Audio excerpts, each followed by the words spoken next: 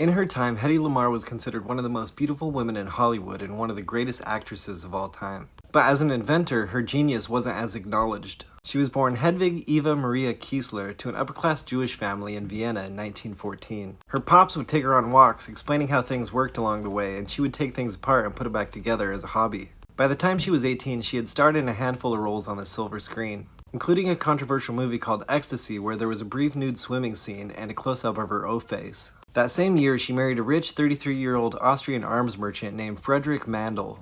Apparently, he was a huge asshole guy with ties to Mussolini and Hitler, and he hated the fact that she was in that scandalous movie. He prevented her from pursuing acting, and she said that she was kept a virtual prisoner in their castle home. In 1937, she ran away from Mandl in Austria, eventually making her way to Hollywood and changing her name to Hedy Lamar. She starred in loads of acclaimed films, but was rarely given any challenging roles and found herself inventing shit while bored. Her homie Howard Hughes even gave her a set of portable engineering equipment to use in her trailer in between takes. She studied the tails of fish and wings of birds and developed a streamlined wing design for his planes, and when he saw it, he called her a genius. She invented an improved version of the day's stoplight and invented a tablet that would carbonize a drink. Neither of them were commercially successful, and Hedy herself said the carbonization tab tasted like Alka-Seltzer.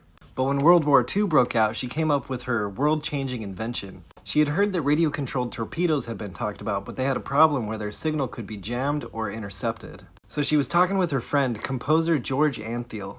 Together, they came up with the idea for synchronized frequency hopping for the radio-controlled torpedoes, and it had a mechanism kind of like a miniature player piano. It would hop between 18 different frequencies and is considered the basis for Bluetooth and Wi-Fi today. She was granted the patent for it in 1942. The Navy used it during the Cuban Missile Crisis, but they didn't use it during World War II, and she had let the patent expire. So when it was finally picked up for use, she didn't see a penny of the billions of dollars of its worth.